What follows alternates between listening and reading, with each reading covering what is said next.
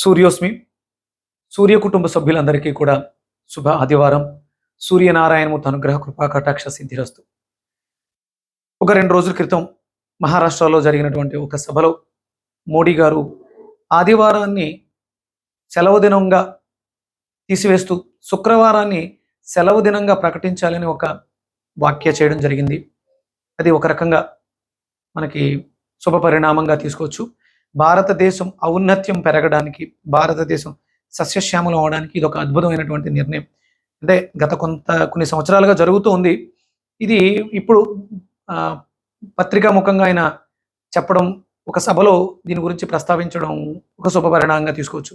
అయోధ్యలో బాలరాముడి ప్రతిష్టాపన జరిగింది. ఇది ఒక అద్భుతమైనటువంటి శుభ పరిణామం.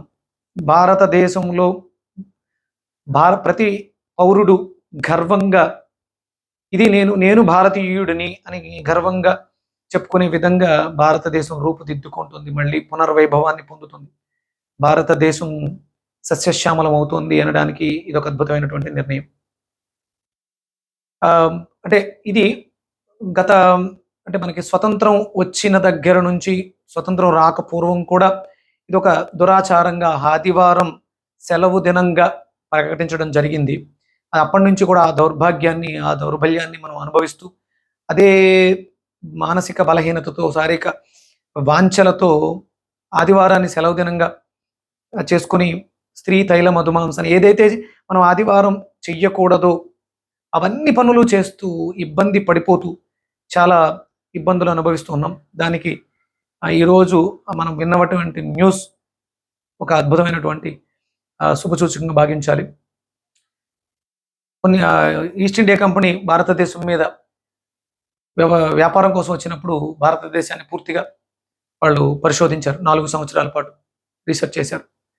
ఈస్ట్ ఇండియా కంపెనీని పెట్టడం జరిగింది. మన ఇండియన్స్ అందరికీ కూడా, భారతీయులందరికీ కూడా ఉద్యోగాలు ఇవ్వడం జరిగింది. భారతీయులందరూ విపరీతమైనటువంటి శ్రామిక శక్తితో అద్భుతమైనటువంటి అవుట్పుట్ ప్రొడక్షన్ జరగడం, వాళ్ళకి విపరీతంగా లాభాలు రావడం కూడా జరిగింది.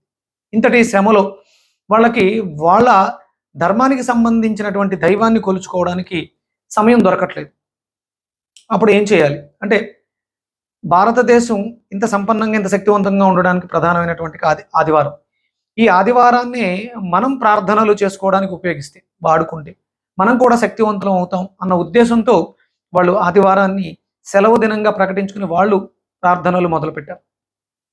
మనం ఆ రోజుని సహజంగా అంటే మన భారతీయులందరూ కూడా అవలంబించే రోజుగా ఆదివారం అనగానే ముఖ్యంగా ఆదిత్య హృదయం, సూర్య ఆరాధన, అటుకులు తినటం, ఇవన్నీ చేసుకుంటూ మన వాళ్ళు ఆధ్యాత్మికంగా గడిపేస్తున్నారు. ఎక్కడో కూడా మన వాళ్ళు తగ్గట్లేదు.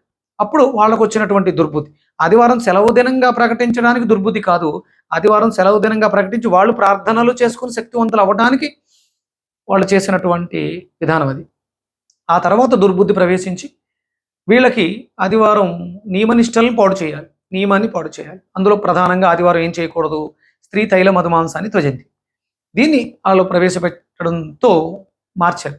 మీరు విశ్రాంతి దినాల్లో సెలవు తీసుకుని విశ్రాంతి తీసుకోవడం, లేకపోతే సుఖంగా సంతోషంగా ఉండడం పోయి మీరు ఇంకా అదే జీవితాన్ని అనుభవిస్తున్నారు అని చెప్పడంతో వాళ్ళు అవన్నీ అంటే కొన్ని వెస్ట్రన్ కంట్రీస్ నుంచి తీసుకొచ్చినటువంటి ద్రాక్ష రసాలు, అంటే మద్యము, మాంసం, వీటి గురించి వాళ్ళకి ఎక్స్ప్లెయిన్ చేయటం, ఆదివారాలు ఇలా ఉంటాం మేము, ఇలా ఎంజాయ్ చేస్తాం అని చెప్పడంతో మన వాళ్ళకి ఏదో చూద్దామని మొదలైంది. అది అలా అలా అలా అలా ఒక క్యాన్సర్ రోగిలా, మహమ్మారిలా మన శరీరాల్లో ప్రవేశించి అతుక్కుపోయింది.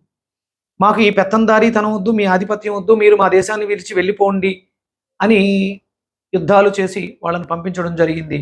కానీ వాళ్ళు మనకు అంటించినటువంటి ఆదివారం సెలవు అనే ఈ విషపు చీడపురుగుని పంపించలేకపోయాం. ఇప్పుడు మోడీ గారు తీసుకున్నటువంటి నిర్ణయంతో దానికి ప్రక్షాళన జరగబోతోంది. కాబట్టి మనం అందరం కూడా సంఘటితంగా ఈ నిర్ణయానికి ఓటేయాల్సినటువంటి అవసరం ఎంతైనా ఉంది.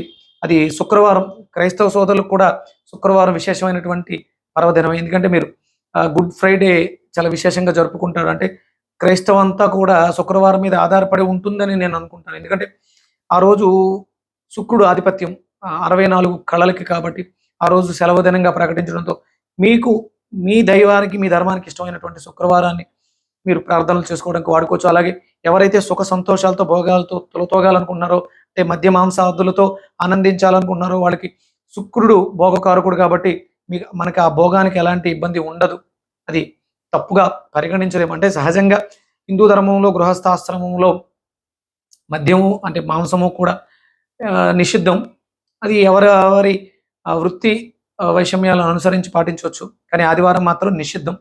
ఈ ఆదివారం సెలవు దినంగా తీసివేయడం ద్వారా మన ఆధ్యాత్మికంగా అభివృద్ధి చెందడానికి మన కార్యక్రమాల్లో ఎదగటానికి ఉపయోగపడుతుంది. కాబట్టి ఇదంతా ఒక శుభ పరిణామంగా భావిస్తూ మోడీ గారికి మరింత శక్తిని ఆ భగవంతుడు ఆయురారోగ్యాలు ఇవ్వాలని కోరుకుంది. ఎందుకంటే ఆయన రావటంతో వారణాసిని ప్రక్షాళన చేసి అద్భుతమైనటువంటి ఆ వారణాసి చుట్టూ కారిడార్ నిర్మించడం జరిగింది. అలాగే 500 ఏళ్లుగా జరుగుతున్నటువంటి యుద్ధానికి ఫుల్ స్టాప్ పెట్టి రామ మందిర నిర్మాణం జరిగింది.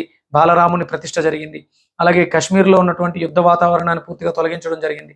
అక్కడ ఇంకా మనకి మార్తాండ దేవాలయం పునర్నిర్మాణాన్ని జరగాలని కోరుకుందాం.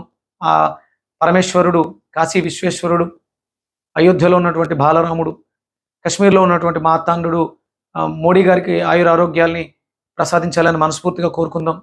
ఇది మనకి ఒక శుభ పరిణామంగా భావిద్దాం. సూర్యోస్మి.